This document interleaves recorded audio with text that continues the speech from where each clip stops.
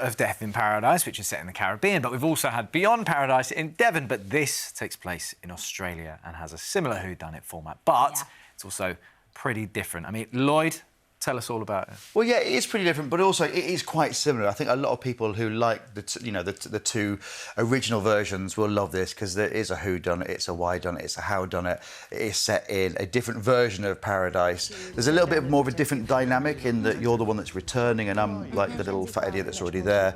But there is always a murder every week, which never happened before Mackenzie turned up to Dolphin Cove, which is never mentioned. It should be, but then Mackenzie figure out how to solve it and who did the murder. It's so true that Dolphin Cove is meant to be this idyllic location, but only visually because it's a crime hotbed. Of course, no one's safe. You shouldn't move there. No one's safe.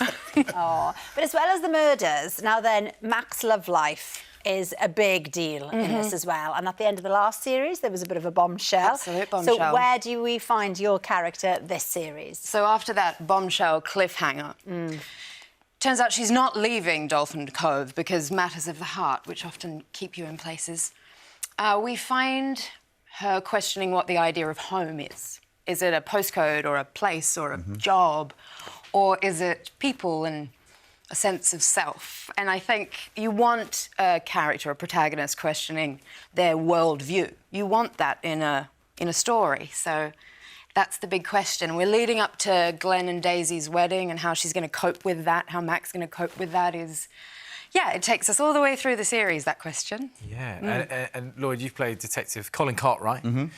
Works alongside Mac, but very different characters. Yeah, very different characters in more ways than one. And also, like, you talk about, like, what is home? I think, you know, Colin basically moved out to Australia, like a lot of people do. I've got a lot of friends in real life.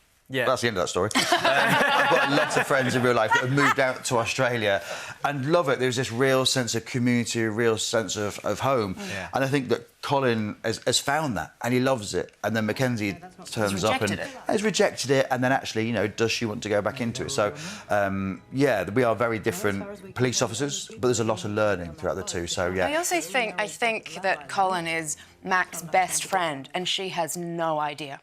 She has no idea that that's how they function. Yeah. And he's a lot of heart and she's a lot of brain. So they work really well. And that chemistry on screen is because they're written to fit, even though they're chalk and cheese or mac and cheese. Yeah, they wanted to call us mac and cheese. I like that.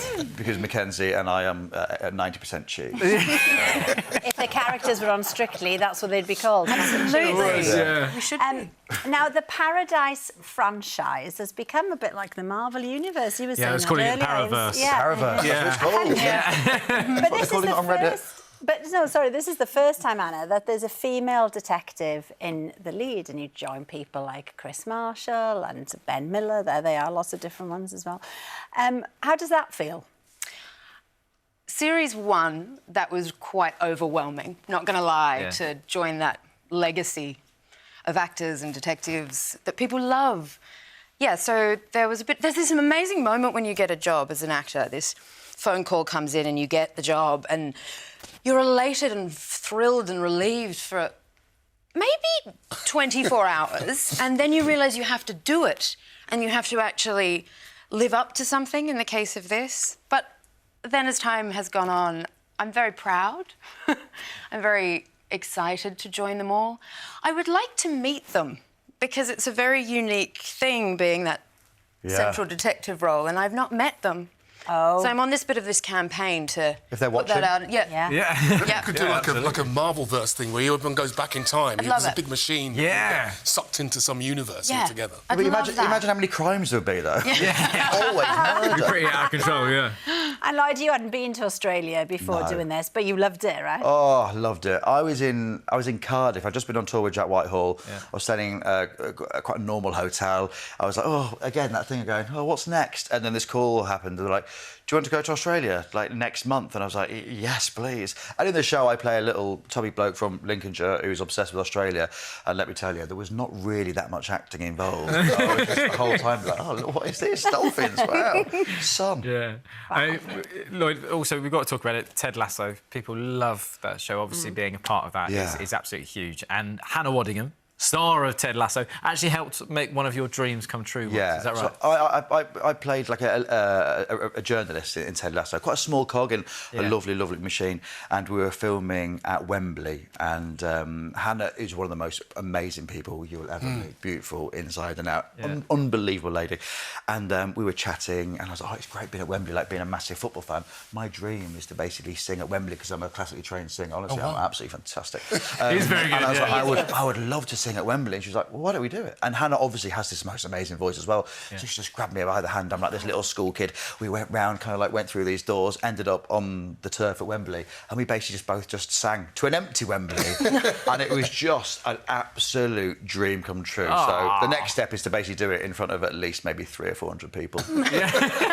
That's pretty cool, though. Yeah, you can say you played Wembley. I know, I'd love that. It's not going to happen anyway, is it? Yeah. And if the groundsmen are watching, we're sorry.